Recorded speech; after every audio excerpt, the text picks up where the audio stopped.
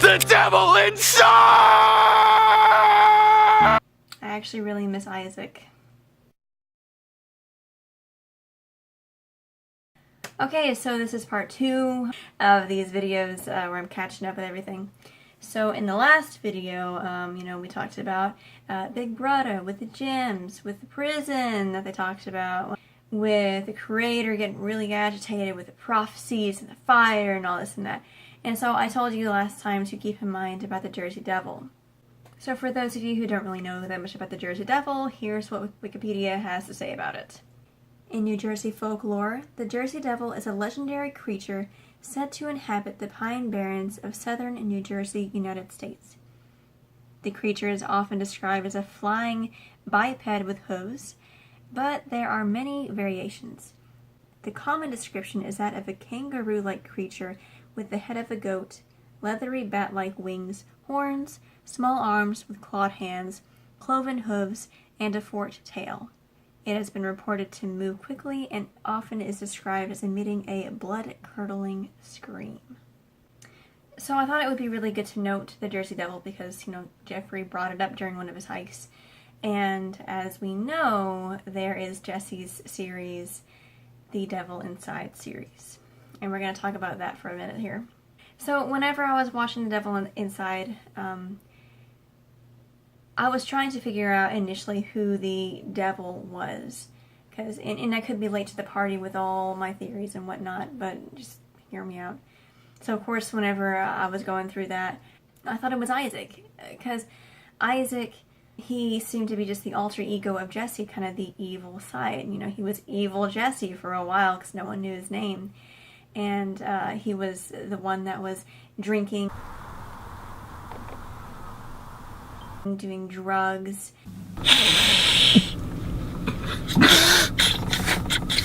kidnapping. I hear breathing. There you are. Attempted murder. Fuck!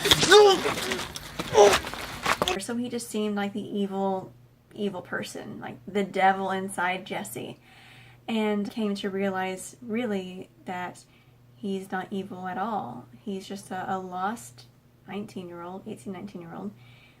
Who isn't from this world, who's from somewhere else, from an abusive home, who's just trying to find his way, basically. He was trying to find an escape, and he did, but he still got tied up in a lot of things, and he didn't really know how to take control of the situation that he suddenly found. And so I really have a lot of sympathy for him. Honestly, he is one of my favorite characters. He grew on me really fast.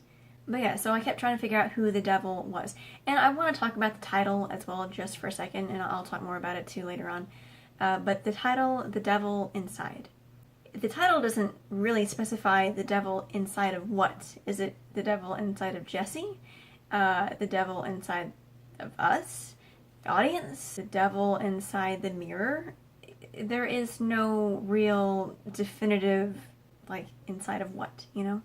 And that's why I was trying to figure out and see who it was, and that's why I originally thought it was Isaac. I mean, especially whenever you saw him trying to interact with Jesse in the mirror. And I want to talk about that for a second too, with the Jessies in the mirror, because I have the firm belief that there were moments that Isaac did speak to the real Jesse, like whenever he was, you know, piercing his ears and Jesse was giving him the bird.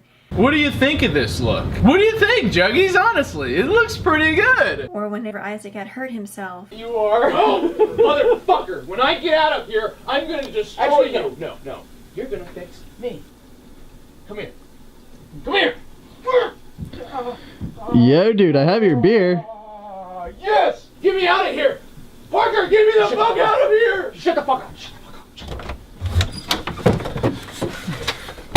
What's up? You good, man? And then there were moments that other people got to speak to the real Jesse too. Like whenever Jeffrey was super drunk. Business. Dude, out of this mirror. I hear it. Shit. Wake up. What was that? You just fell, man.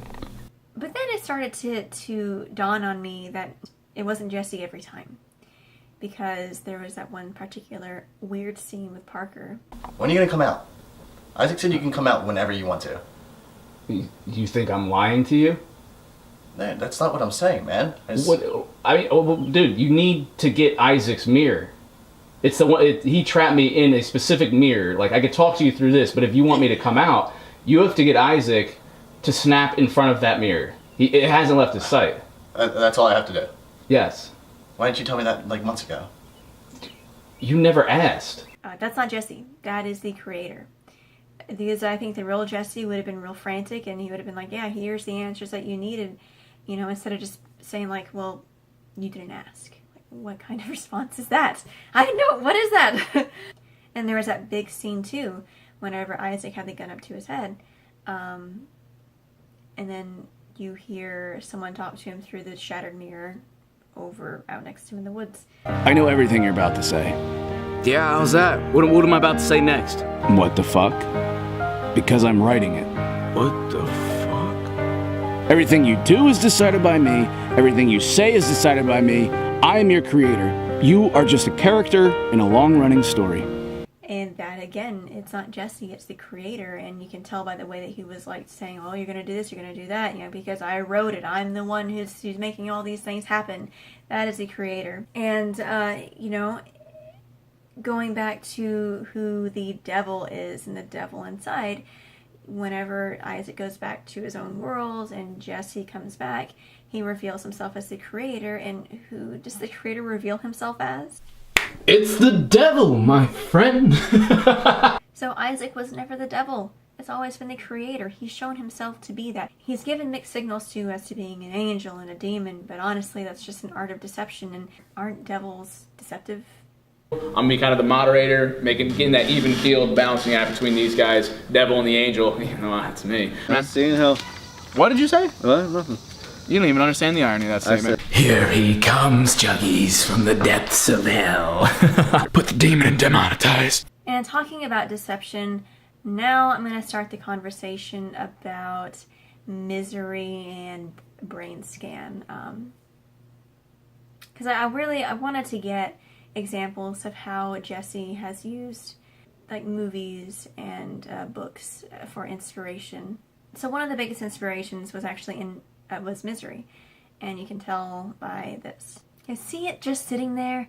Like was no accident. And actually, I caught that the first time that I saw it. When I saw Misery sitting there, I was like, that's really weird. Why is that Stephen King book just on the table? Like, no one's saying anything about it. No one's mentioning it. Like, what the fuck? I even commented on his video. I don't know if I can find it now. I probably can't. But I remember I was like, what the heck? Hey everyone, so this is post-edit Lovella, and I actually did find the comment that I made. I went to his video, scrolled down, and there it was. And this isn't the same YouTube channel that I'm currently posting on, obviously. This is my my first YouTube channel I ever had. It's my personal one, kind of. So yeah, so don't mind that. It is me, I promise you. Yeah. But I just wanted to show you guys. I thought it was kind of hilarious that it's still there. And then I think I even commented on Twitter one day because I was just so into it. I was like, ah! And then like one person like liked my comment and they were just like, oh wow. I was like, yes, it's right there. Like, it's the biggest hint. Before I get more into it, for those of you who do not know what Misery is about, Misery is a novel written by Stephen King, and also they made a film adaptation, which I actually watched that very recently. And basically, it's about this author. He writes a book series about a character named Misery. He's well renowned and all this and that, and he has someone who's like his biggest fan, who follows like his every move, especially when he's in one particular town. He's in a particular town every time that he finishes a book, and he's finishing up a book. And he leaves during a blizzard, gets into an accident. His biggest fan just happens to be following him. She rescues him. She's a nurse. She, takes him to her house, and takes care of him. Then she's like, oh, well, you can't leave because there's still a blizzard outside and the roads are terrible. The phone lines are down. But don't worry. I'm going to take care of you. Don't worry at all. You're fine. You're fine. No. But stay in this room. You can't leave. No. And it's crazy, really.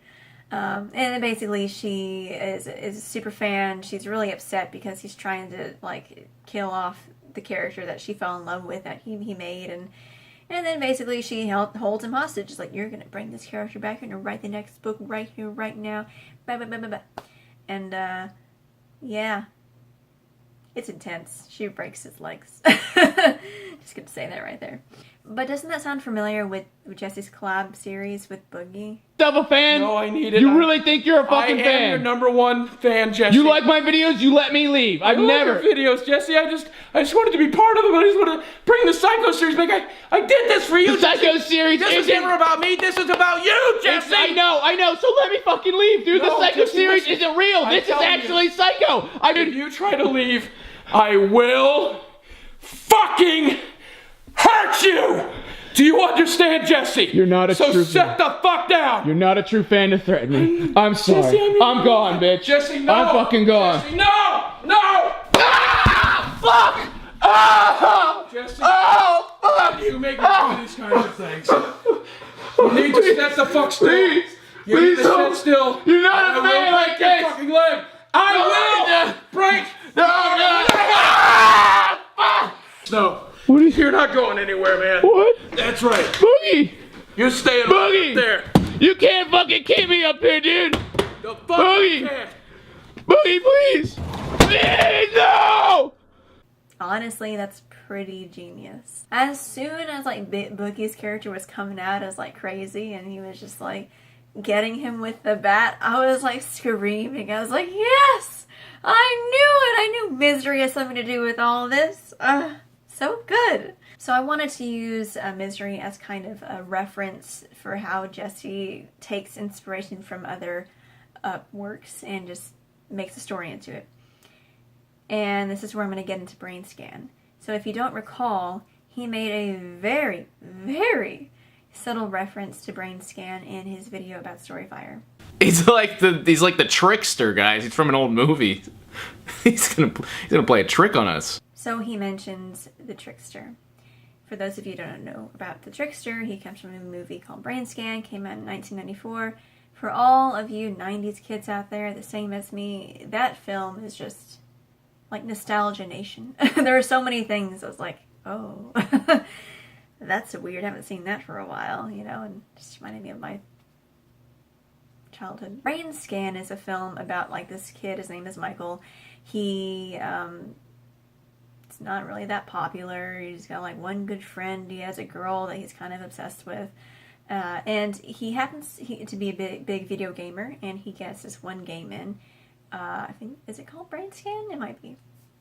Is it? But he gets a game, and it's like kind of like a virtual reality. And in the game, he gets to play as a psychotic killer. And he kills someone. He takes a leg as his trophy.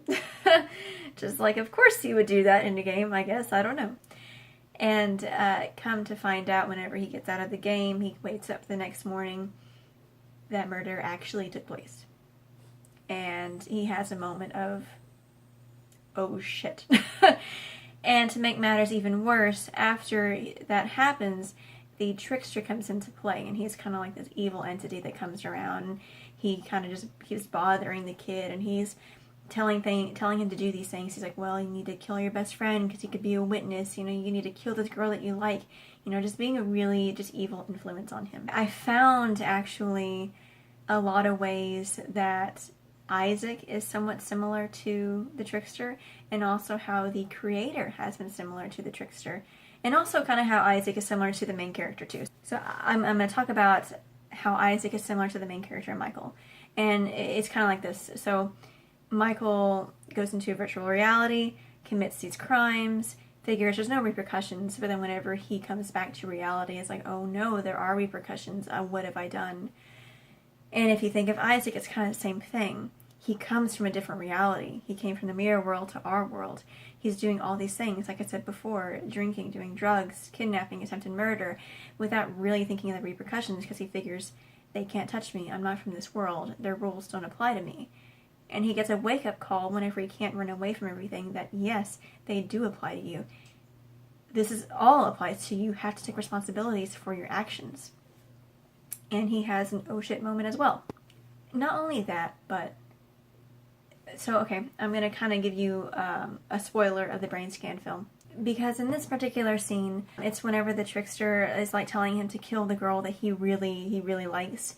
So this is what Wikipedia has to say about it. At nightfall, Michael sneaks into her room, but refuses to hurt her. Trickster reveals that he is actually the evil part of Michael. He possesses Michael, the struggle of which wakes Kimberly. Kimberly tells Michael that she loves him, which allows him to break free from his own inner darkness. At the last minute, the trickster... Oh, okay, that part doesn't matter. So there's a couple things to take note of. So one, Trickster reveals that he is the evil part of Michael. And then also it's Kimberly who tells him that she loves him, who allows him to break free of his own inner darkness.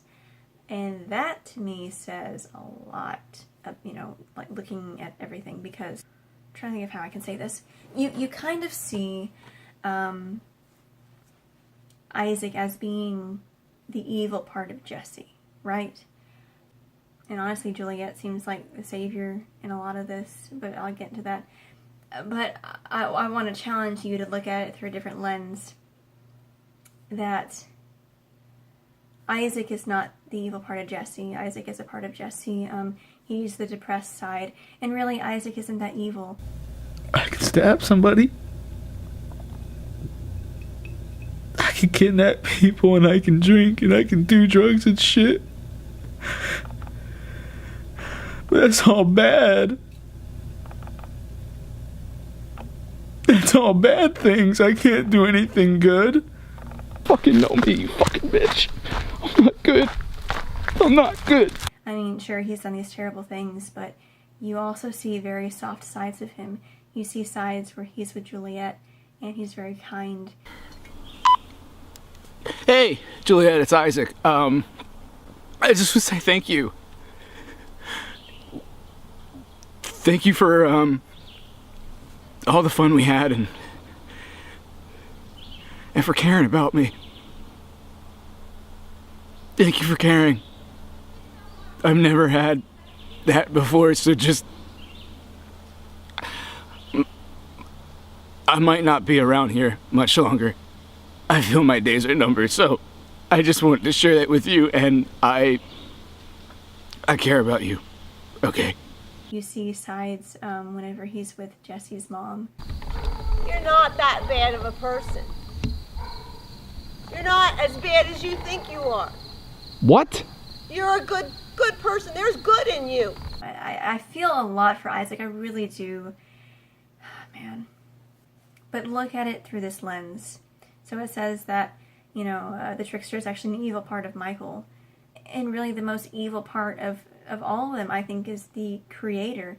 It has shown, he has been the puppeteer, and they've all been his puppets, And so you have the trickster here telling Michael to do all these things, whispering in his ear to kill all these people and, just to commit these crimes. And it's kind of the same with the creator, but he's making them do these things. He's writing it down. He's forcing them to do all these terrible things. And meanwhile, my phone lit up. That was weird. I'm recording on my phone. But meanwhile, you also have Isaac, who really cares for Juliet. And I want to say Jesse has been really good as far as really showing a person's character through their t-shirt. He's done it time and time again, and one of the most one of the most notable times was with Juliet, whenever she came back to kind of confront Jesse, who was Isaac, about his drinking and stuff and like where he's been.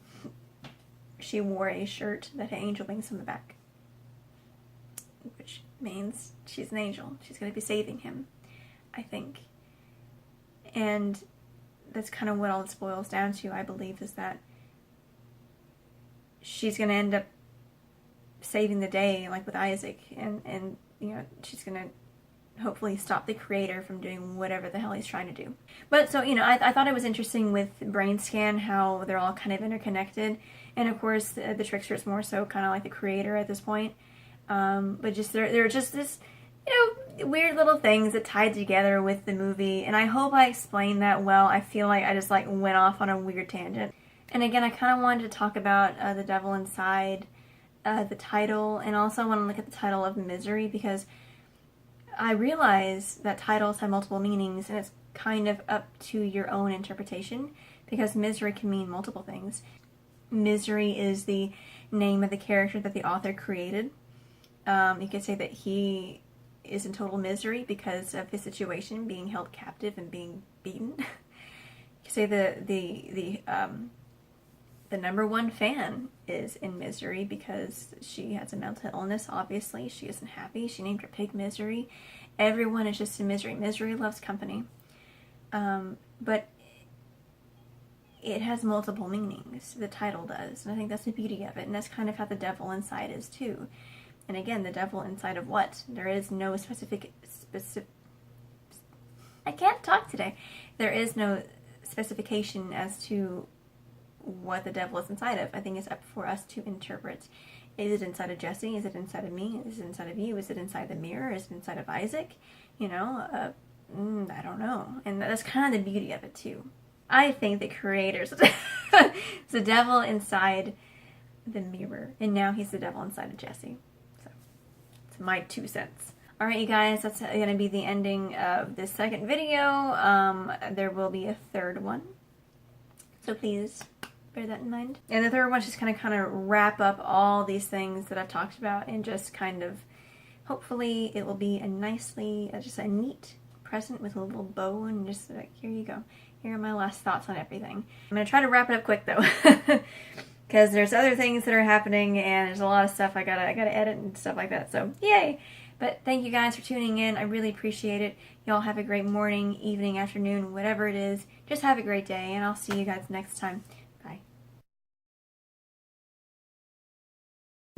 Hey there, Juggies. It's your old pal, MCJUGGERNUGGETS here. I am Jesse Ridgway, right?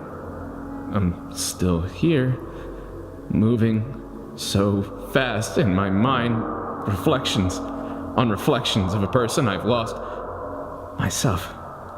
Where am I? How do I escape? Who would you like me to be today? I am yours to command, Lucifer. Make me act and dance just like the rest of them.